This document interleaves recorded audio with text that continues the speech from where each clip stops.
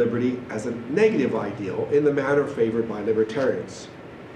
So understood, liberty is the absence of interference by other people from doing what one wants or is able to do. Libertarians go on to characterize their political ideal as requiring that each person should have the greatest amount of liberty, morally commensurate with the greatest amount of liberty for everyone else. Interpreting their ideal in this way, libertarians claim to derive a number of more specific requirements, in particular a right to life, a right to freedom of speech, press and assembly, and a right to property. Here it's important to observe that libertarians' right to life is not a right to receive from others the goods and resources necessary for preserving one's life. It is simply a right not to have one's life interfered with or ended unjustly. Of course, libertarians allow it be nice of the rich to share their surplus resources with the poor. Nevertheless, they deny that government has a duty to provide for such needs. Some good things, such as providing welfare to the poor, are requirements of charity rather than justice, libertarians claim. Accordingly, failure to make such provisions is neither blameworthy nor punishable. As a consequence, such acts of charity should not be coercively required. For this reason, libertarians are opposed to coercively supported welfare programs. Now, in order to see why libertarians are mistaken about what their ideal requires, consider a conflict situation between the rich and the poor. In this conflict situation, the rich, of course, have more than enough resources to satisfy their basic needs. In contrast, imagine that the poor lack the resources to meet their basic needs, even though they tried all the means available to them that libertarians regard as legitimate for acquiring such resources. Under circumstances like these, libertarians maintain that the rich should have the liberty to use their resources to satisfy their luxury needs if they so wish. Libertarians recognize that this liberty might well be enjoyed with the consequence that the satisfaction of the basic needs of the poor will not be met. They just think that liberty always has priority over other political ideals, and since they assume that liberty of the poor is not at stake in such conflict situations, it's easy for them to conclude that the rich should not be required to sacrifice their liberty so that the basic needs of the poor may be met. Of course, libertarians allow it to be nice to the rich to share their surplus resources with the poor. Nevertheless, according to libertarians, such acts of charity are not required because the liberty of the poor is not thought to be at stake in such conflict situations. In fact, however, the liberty of the poor is at stake in such conflict situations. What is at stake is the liberty of the poor not to be interfered with in taking from the surplus possessions of the rich what is necessary to satisfy their basic needs. Now, when the conflict between the rich and the poor is viewed as a conflict of liberties, we can either say that the rich should have the liberty not to be interfered with in using their surplus resources for luxury purposes, or we can say that the poor should have the liberty not to be interfered with in taking from the rich what they require to meet their basic needs. If we choose one liberty, we must reject the other. What needs to be determined, therefore, is which liberty is morally enforceable, the liberty of the rich or the liberty of the poor.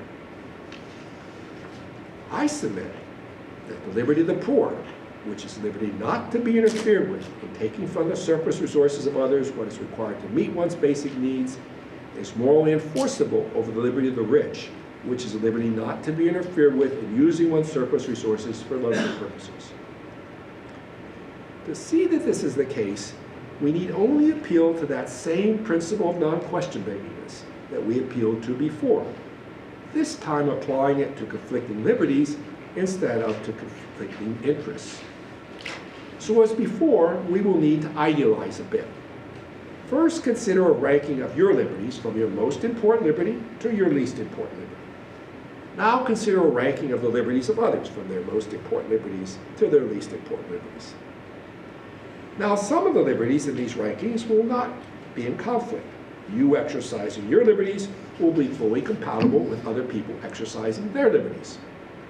Clearly, for such cases, both your liberties and the liberties of others should be promoted.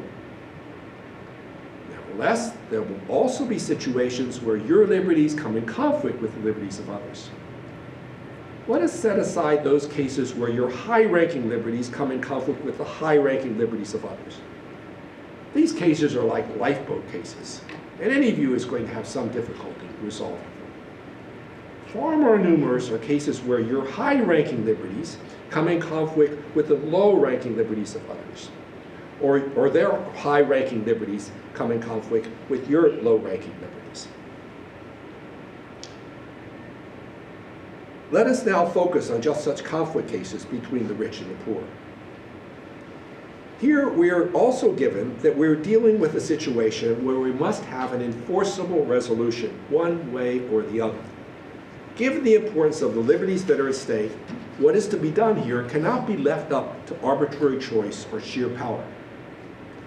So what we need to do here is appeal to the priorities that are determined by the principle of non-question-makingness and have high-ranking liberties enforceably trump low-ranking liberties in these conflict situations. In this way, the high-ranking liberties of the poor in having their basic needs met will enforceably trump the low-ranking liberties of the rich in being able to use their surplus for luxury purposes. And this, I claim, will ground a right to welfare. In brief, I have argued that the libertarian ideal of liberty can be seen to support a right to welfare by applying the principle of non-question-makingness to conflicts between the rich and the poor. Here, the principle supports such rights by favoring the liberty of the poor over the liberty of the rich.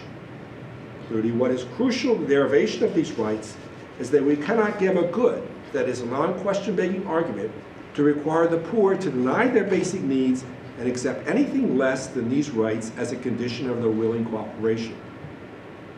A non-question-making argument requires that we coercively support the liberty of the poor over the liberty of the rich in these conflict situations. Now, for libertarians, fundamental rights are universal rights. That is, rights possessed by all people, not just those who live in certain places or at certain times. Of course, when libertarians argue for this universalistic view of rights, they usually do not recognize that the right to liberty they champion leads to a right to welfare. In any case, all I'm going to do here is explore the unintended, but I think clear consequence of the libertarian view. So let me briefly show how the libertarian grounded right to welfare that I just established leads to substantial equality. To meet the basic needs of the poor throughout the world, Peter Singer has proposed a graduated tax on incomes of the top 10% U.S. families, netting $404 billion annually, with an equal sum coming from the family incomes of people living in other industrialized countries. Singer is confident that his proposal will go a long way toward meeting basic human needs worldwide. In fact, Singer remarks, before coming up with his recent proposal, he never, quote, fully understood how easy it would be for the world's rich to eliminate or virtually eliminate global poverty, end of quote. Yet while Singer's proposal will doubtless do much to secure a right to welfare for existing people, unfortunately it does not speak very well to the needs of future generations. In the U.S. currently, more than 1 million acres of arable land are lost from cultivation each year due to urbanization, multiplying transport networks, and industrial expansion. Of course, this is slowed a bit with the economic downturn. In addition, another 2 million acres of farmland are lost each year due to erosion, salination, and waterlogging. In the U.S., the state of Iowa alone has lost 1/2 of its fertile topsoil from farming in the last 100 years. That loss is about 30 times faster than what is sustainable.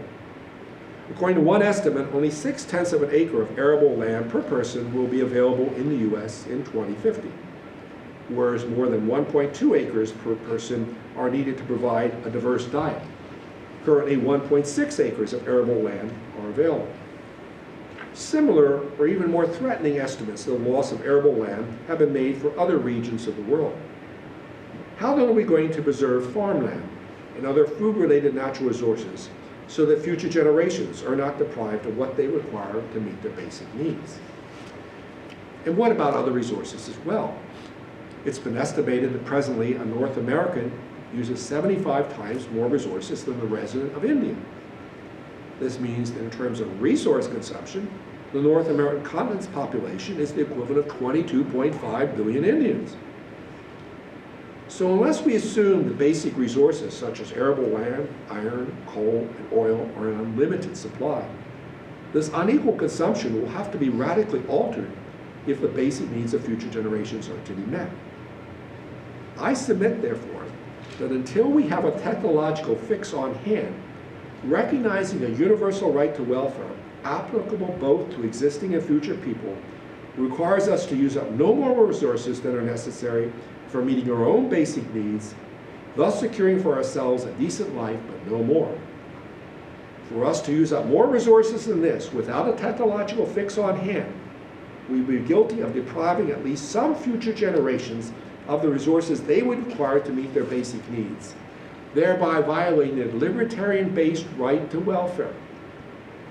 Obviously, this would impose a significant sacrifice on existing generations, particularly those in the developed world. Clearly, a far greater sacrifice than Singer maintained is required for meeting the basic needs of existing generations. Nonetheless, these demands do follow from a libertarian-based right to welfare. In effect, recognizing a right to welfare applicable to all existing and future people leads to an equal utilization of resources over place and time. Of course, someone could ask, how do you distinguish basic from non-basic needs? A person raising this question may not realize how widespread the use of this distinction is. While the distinction is surely important for global ethics, as my use of it attests, it is also widely used in moral, political, and environmental philosophy. It would be really impossible to do much philosophy in these areas, especially at the practical level, without a distinction between basic and non-basic needs. Another way I would respond to the question is by pointing out the fact that not every need can be clearly classified as either basic or non-basic, as similarly holds for a whole range of dichotomous concepts like moral, immoral, legal, illegal, living, non-living, human, non-human, should not immobilize us from acting, at least with respect to clear cases. This puts our use of the distinction in a still broader context, suggesting that if we cannot use the basic non-basic distinction in moral, political, and environmental philosophy, the widespread use of other dichotomous concepts is likewise threatened. It also suggests that our inability to clearly classify every conceivable need as basic or non-basic should not keep us from using such a distinction, at least with respect to clear cases. There are two further points to be made here. First, unlike at present, where basic needs minimums are determined for the most part by people who have the resources to live beyond what those minimums provide, the basic needs minimum that I am proposing that we implement is one that we all will receive, other things being equal, no more and no less.